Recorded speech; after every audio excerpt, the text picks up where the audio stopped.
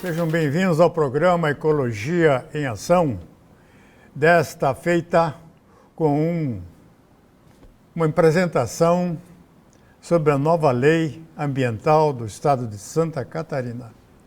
É importante essa nossa legislação, é uma lei muito boa, ela abrange diversos setores, mas retornando, eu queria só informar vocês de que esse programa ele tem o apoio da Associação de Meio Ambiente, a PREMA, né, que é uma entidade ecológica que atua no estado desde 1977 e que ela tem um plantão e que aquelas pessoas, os cidadãos que tiverem problemas ambientais podem se socorrer, tendo assim uma orientação técnica para os seus associados e também para os não associados, para os quais então tem um atendimento um pouco diferenciado.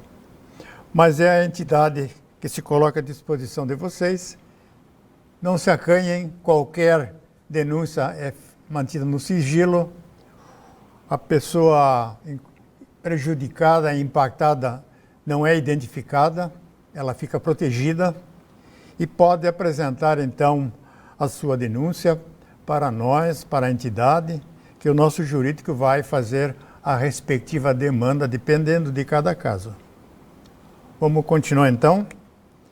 Nós vamos falar então hoje sobre a Lei 18.350, do dia 27 de janeiro de 2022, que foi sancionada pelo governador Moisés.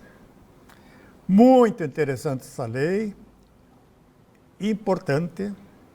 Ela é clara, muito objetiva, muito detalhista e abrange uma série de cenários que não constavam nas leis anteriores. Então, ela altera a Lei 14.675 de 2009, que criou o Código Estadual de Meio Ambiente. Importante. Todos aqueles consultores, aqueles engenheiros, aqueles profissionais que se dedicam ao licenciamento ambiental, a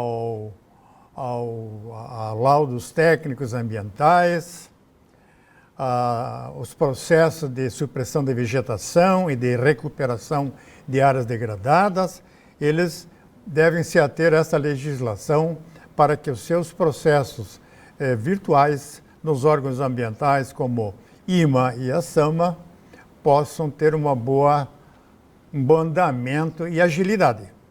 Então, quanto melhor, quanto mais competente é o profissional, quanto mais bem informado sobre a legislação, esse profissional não vai ter problemas no andamento do seu processo, do cliente que ele apresenta, e o cliente justamente ele tem que ter a sua senha para acessar o seu processo de licenciamento ambiental nesses órgãos. Hoje, esse relacionamento entre contribuinte e poder público é via virtual. Que bom, não precisa mais enfrentar balcões. Vamos ver aqui então. Então, essa nossa nova legislação, ela incentiva e promove a educação ambiental em todos os níveis de ensino, ou seja, desde o jardim da infância, básico, médio e superior. O Estado de Santa Catarina, a legislação ambiental catarinense, recomenda e promove essa educação ambiental. Inclusive na coletividade, o poder público se dispõe a apoiar, a dar encorajamento, a encontrar fontes de suporte financeiro para a sociedade civil organizada, para a iniciativa privada, para que ela demande a educação ambiental em suas organizações e em seus cenários de vida. Então, ela objetiva a formação da cidadania para a participação ativa na defesa das questões socioambientais do Estado. Vocês sabem que no Brasil, como em muitos países da América Latina, o povo não tem o costume de ajudar as administrações públicas a resolverem os seus problemas. Então, a participação sempre é muito pequena. Então, quando você convoca a comunidade para uma audiência pública, o número de participantes é muito pequeno. As pessoas não vão, as pessoas não querem se comprometer, as pessoas não querem assumir compromissos. Então, é essa educação ambiental que o Estado quer promover para que a questão ambiental seja azeitada, seja mais fluente do que ocorre atualmente e mais bem informada, porque a informação correta permite ao cidadão defender com garra o seu ambiente e a sua qualidade de vida. Então, o Código Ambiental atual, ele recomenda o desenvolvimento de programas de difusão, capacitação para o uso e manejo dos recursos ambientais nas áreas rurais e urbanas. O que é isso? Isso quer dizer que o poder público, o IMA, a Secretaria de Desenvolvimento Sustentado, a Secretaria da Agricultura, a Defesa Civil de Santa Catarina, eles vão dar o maior esforço possível para capacitar tanto os profissionais do poder público quanto os profissionais consultores e processadores do meio ambiente possam ter um embasamento legal e técnico correto. Então, os recursos naturais, eles certamente, com essa equipe, com essa nova geração de profissionais e de cidadãos bem informados, a proteção ambiental vai ser mais garantida. Vai oferecer a segurança ambiental. Enquanto nós não tivermos essa elite de profissionais, nós não teremos segurança jurídica nos recursos hídricos, na drenagem, na preservação das nascentes e das fontes, e nós vamos ter grande sofrimento com o aumento das secas. Então, esse profissional que já vem sendo treinado há muito tempo e agora o Estado está novamente enfatizando isso aí, vai mudar um pouco o cenário. Mas a lei não diz quais os recursos e de que forma esses programas financiarão a sociedade. Farão uma doação de recursos a fundo perdido para que essa sociedade se melhore no seu conhecimento. Isso nunca diz. Então, quando você paga o imposto, você é obrigado a pagar imposto. Se não paga imposto, eles te tiram a tua casa, o teu carro. Mas quando você pede recurso que você deu para o Estado, para o funcionário público, e você pede para fazer um curso de educação ambiental, você sequer tem a resposta dos teus ofícios, das tuas cartas e das tuas mensagens eletrônicas. Não tem. Então, essa é a diferença. Essa lei, ela não mostra esse caminho, ela esconde esse caminho. Ela diz, faz o floreio, mas esconde, e você não sabe por onde, qual é a janela que você vai conseguir abrir para fazer um programa de educação ambiental, para fazer um programa de treinamento, de curso, mas você não sabe onde é que estão os recursos a fundo perdido. Então, o Estado quer que você tire o dinheiro do teu bolso, dê curso de graça e ainda diga tchau. É isso, né? Mas não é assim. Não é assim porque a legislação mudou. E aí o cidadão tem mais recursos para buscar essas janelas que estão escondidas dentro dessa lei aí. Então, aonde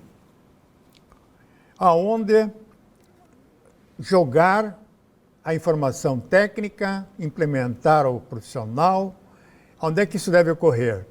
No sistema educacional, como já falei, nas entidades de classe, ou seja, associações de engenheiros, associação de biólogos, associação de geógrafos, de cartógrafos, certo?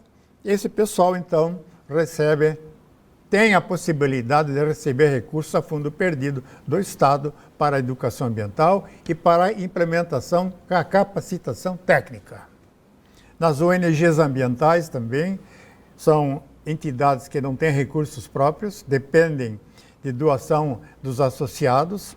Geralmente, essas entidades não pegam dinheiro público, pegam de entidades internacionais, porque elas realmente liberam recursos, e bastante, por sinal, e não faz as exigências que o dono do dinheiro faz para o cidadão pagador de impostos, quando ele quer de volta um pouco do dinheiro que ele pagou para implementar cursos de educação ambiental ou fazer programa de educação ambiental. Os clubes de serviço também podem receber esses recursos, né? O que são o clube de serviço? É o Rotary, é o Lions, a Câmara Júnior, o COL, né? etc, etc. As câmaras de vereadores têm recurso suficiente, elas podem abrir espaços para a educação ambiental, para a formação de profissionais mais capacitados para a questão ambiental, para os licenciamentos ambientais, auditorias ambientais e assim por diante. Os partidos políticos, que têm muito dinheiro hoje no Brasil, eles poderiam sim implementar grandes áreas para a educação ambiental e para o profissionalismo dos técnicos que fazem todo esse andamento dos processos de licenciamento ambiental e da cobertura florestal e hídrica do país. Clubes de serviço já falei, as unidades militares também podem receber recursos e abrir as suas portas para ministrar essas novidades e esse conhecimento tecnológico ambiental. A Polícia Ambiental, prestadores de serviço municipais e as concessionárias. O que são essas concessionárias? São as empresas que têm convênio e concessão para a prestação de serviços como limpeza de praças, arborização pública, limpeza da cidade, gestão do aterro sanitário municipal, gestão da água. Essas empresas, elas também devem oferecer esses cursos, e as empresas estatais, municipais, elas devem oferecer esses cursos gratuitamente para a formação profissional. Então, essa nova lei, ela promove programa de classificação e conservação de árvores. Árvores monumentais de interesse público, em razão de sua raridade, beleza, dimensões vultosas e valor histórico. Isso aí, em Joinville, nós temos o livro do tombo. Nós tombamos diversas árvores aqui em Joinville.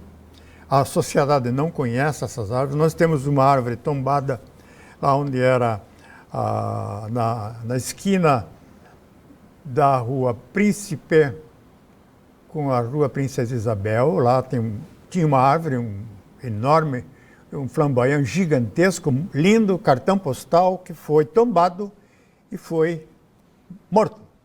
Tecnicamente, profissionalmente, ele foi morto. E não existe mais, mas está lá na árvore do tombo.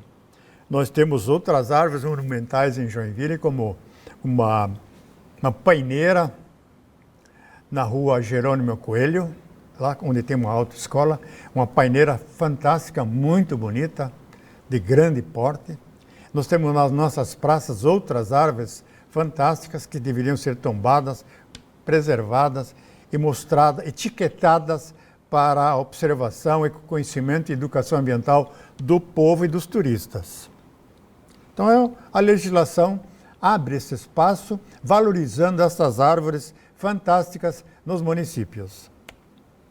Ela promove também a integração das ações nas áreas de saneamento, meio ambiente, mudanças climáticas, saúde pública, ação social, recursos hídricos, agropecuária, no desenvolvimento regional, planejamento territorial e ambiental urbano.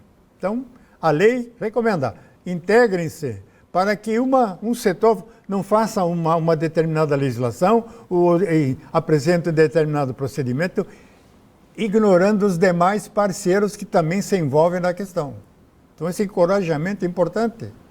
Então, os municípios e as micro-regiões, através das associações de municípios, como no caso da Munesc, aqui em Joinville, essa legislação deveria ser divulgada, chamados os consultores, chamada a sociedade, os líderes comunitários, para mostrar a beleza que é, ou a importância que é essa nova legislação de Santa Catarina. Os órgãos e entidades da administração pública direta e indireta do Estado e dos municípios responsáveis pela proteção e melhoria da qualidade ambiental, vida, entre aspas, né? O Sistema Estadual de Meio Ambiente. Então, esses são os órgãos, o Sistema Ambiental do Meio Ambiente, então, hoje, ele é definido, como ele foi criado e quem deve participar do mesmo, que eu já vou mostrar para vocês. Quem são esses membros do Sistema de Meio Ambiente de Santa Catarina? A Polícia Militar, Secretaria do Meio Ambiente, Secretaria da Agricultura, Infraestrutura, Construção Civil, Conselho da Cidade, CONDEM, Câmara de Vereadores, Fundações Ambientais, Polícia Urbana, Comitês de Bacias e as ONGs, certo? Esse é o pessoal que faz parte desse Sistema Estadual de Meio Ambiente. São órgãos executores do sistema, do CISEMA. O Instituto de Meio Ambiente, que era a Fátima, se chama hoje IMA, Instituto de Meio Ambiente, e a Polícia Militar, que são os executores, que executam a lei. Então, tem lá uma denúncia formulada por um contribuinte ou pela coletividade, e o órgão ambiental tem que dar andamento naquela questão. E a Polícia Ambiental, ela tem que ir a campo e identificar o impacto ambiental negativo que ali aconteceu, aí o crime ambiental, ela tem que caracterizar e entregar para o órgão executor, ao IMA, os respectivos relatórios técnicos ambientais. E quando entra o Ministério Público também recebe da Polícia Ambiental Militar esses relatórios. Hoje a Polícia Ambiental Militar de Santa Catarina, ela tem excelentes profissionais de nível superior. Então, para você começar a ganhar como cabo raso, como soldado raso, que começa com 16 mil reais no estado e vai progredindo, né? Você recebe muita informação, mas você, para chegar nesse ponto, você tem que apresentar seus diplomas. Nós temos engenheiros civis na Polícia Ambiental Militar, engenheiros agrônomos, cartógrafos, geógrafos, florestais, advogados, etc., etc., etc., que são competentes para fazer esses relatórios para a sociedade representada pelo IMA e pelo Ministério Público. Órgãos locais que fazem parte do sistema de meio ambiente local. E as entidades municipais responsáveis pela execução de programas, projetos, licenciamento das atividades de impacto local, de controle e fiscalização de atividades capazes de provocar a degradação ambiental. Quem são estes órgãos? Quais são esses órgãos? Então, nós temos em Joinville, no caso de Joinville, a SAMA, Secretaria de Meio Ambiente, o IMA, tem uma regional forte aqui em Joinville, com excelentes técnicos operando ali, e a Polícia Militar Ambiental, que tem uma sede também em Joinville, mas que tem uma abrangência muito grande e um efetivo muito pequeno, com pouca verba de gasolina. Entenderam, né? Então, estão um pouco amarrados, porque não tem um efetivo já mais representativo para atender tantos municípios na região. CONSEMA, esse é o Conselho Estadual de Meio Ambiente. O que é esse CONSEMA? Eu fiz parte do CONSEMA representando a Federação das Entidades Ecológicas de Santa Catarina, a FIEC. E o período que a gente fica lá dentro é de 1 ano, 2 anos, e depois é substituído. É sempre feita uma nova renovação, uma renovação. Então, esse CONSEMA, ele é um órgão estadual, vou especificar aqui, são integrantes da estrutura organizacional a Secretaria de Estado responsável pelo meio ambiente, então ela tem caráter de colegiado, consultivo, deliberativo e recursal, participação social paritária, competente para estabelecer padrões técnicos de proteção ambiental dentro dos limites estabelecidos em lei. Então, quando eu era lá o membro do CONSEMA, lá em Florianópolis, ele se reunia uma vez por mês, e nós também, como conselheiros, recebíamos processos que tinham recursos de defesa sobre multas ambientais, e esses conselheiros levavam esses processos para os seus escritórios e faziam a avaliação desses recursos e davam um parecer final, e esse parecer era então colocado em votação numa plenária do CONSEMA para aprovação daquele relatório elaborado pelo conselheiro, isentando de multa ou então confirmando o pagamento dessa multa. Então é um órgão recursal. E é também deliberativo. Ele é consultivo, então ele presta consultoria para as fundações de meio ambiente dos municípios e para os municípios. É importante. Nós temos o CONSEMA, quem participa, Fundação de Meio Ambiente, Sociedade Civil Organizada, Secretarias de Estado, Polícia Militar, Defesa Civil, Comitês de Bacias Hidrográficas, Câmaras de Vereadores. Agora vamos entrar um pouco, eu pensei alguns artigos da lei, para dar uma pitada técnica na questão, é legal. Não sou advogado.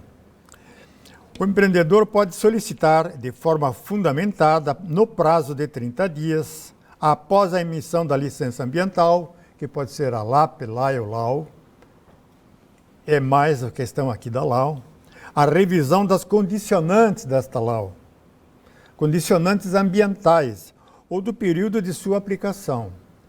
Então essa é uma novidade na legislação. Você muitas vezes recebia uma LAU, tinha as condicionantes, de repente você se deparava com uma condicionante que você não sabia de onde é que o órgão ambiental tirou aquela conclusão para exigir do contribuinte determinado procedimento, e muitas vezes procedimentos complexos, caríssimos de atender.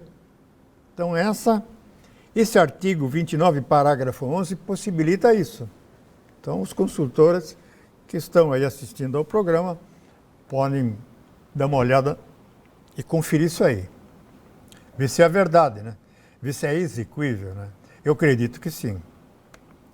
O artigo 30, a expansão de atividade licenciada que implicar em alteração ou ampliação do seu potencial poluente também necessita do competente licenciamento ambiental. Então você tem um licenciamento ambiental, de repente a diretoria resolveu fazer uma ampliação, você apresentou o projeto da ampliação no órgão ambiental da construção civil, da infraestrutura, você teve o alvará de construção, mas você também tem que apresentar o respectivo processo do licenciamento ambiental, porque toda expansão supõe ampliação do poder de impactação ambiental, do meio ambiente.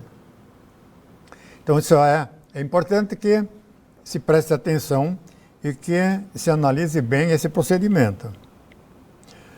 O parágrafo único desse artigo 30, ele ainda diz o seguinte: qualquer alteração nas instalações e equipamentos das atividades licenciadas que não impliquem a alteração dos critérios estabelecidos no licenciamento ambiental deve ser informada ao órgão ambiental licenciador para conhecimento e inserção no processo de licenciamento ambiental original, sem a necessidade de licenciamento ambiental para a respectiva alteração.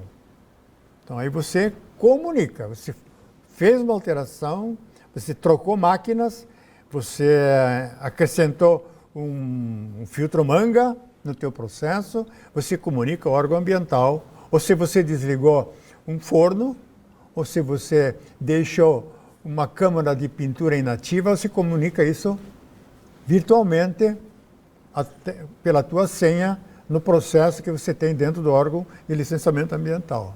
Não deixa de comunicar. Não custa nada, não altera nada. A tua lei continua vigente, dentro do prazo. No artigo 40, parágrafo 4º, diz o seguinte: a renovação da LAU, da LAC, da AUA, LAU, a licença ambiental de operação, LAC é licença ambiental concedida e a autorização ambiental. Atividades constantes em rol definido pelo CONSEMA poderá ser realizada pelo empreendedor eletronicamente por meio do sistema informatizado do órgão ambiental licenciador. Facilitou muito para o contribuinte, para o empreendedor, o seu processo de licenciamento ambiental. Você sendo bem assessorado, o teu consultor ambiental vai orientar o teu funcionário na área burocrática de como ele vai se relacionar com o órgão e de que forma ele vai manipular o programa virtual com a tua empresa e o teu licenciamento ambiental junto com o Departamento Ambiental Estadual ou Municipal. No artigo 125b, parágrafo 3º, quando a área de reserva legal perder sua função em área rural, tendo em vista sua inclusão em perímetro urbano, poderá ser utilizada 50% da mesma área para uso de área verde de projetos de parcelamento do solo, ou desmembramento e assim exigidos pelos planos diretores ou leis de uso do solo municipal. Essa é uma questão muito importante. Eu fui questionado esses dias por um membro de um grupo eletrônico do WhatsApp, exatamente sobre essa questão aí. Só que eles me perguntou, mas qual é a dificuldade que eu terei se eu colocar a área legal do perímetro urbano na escritura? Eu terei muita dificuldade em fazer com que isso desapareça, com que deixe de ter valor, com que eu possa usar normalmente essa área? Não pode. Ela vai continuar como característica de reserva legal, como área verde, como foi explicado aqui. O artigo 198, o IMA deve estabelecer sistematicamente a coleta e análise integrada de dados, de monitoramento oriundo de todas as atividades licenciadas com lançamentos de efluentes em corpo de água. É importante isso aí. O IMA exige análises constantes dos efluentes feitas em laboratórios credenciados pelo Inmetro e por profissionais corretos. Isso aí facilita e agiliza o licenciamento ambiental. E aí, então, ainda no artigo 198, tem como objetivos acompanhar a qualidade ambiental dos recursos hídricos, tomada de decisões do licenciamento de fiscalização, proposição de ações pertinentes ao órgão, gestor e recursos hídricos. E assim eu vou concluindo e terminando esse meu programa de hoje, deixando aí para vocês o espaço para perguntas. Faço contatos telefônicos, me visitem no meu escritório, que a gente vai continuar dando mais detalhes desse importante instrumento legal deste ano de 2022. Até o próximo programa Ecologia em Ação.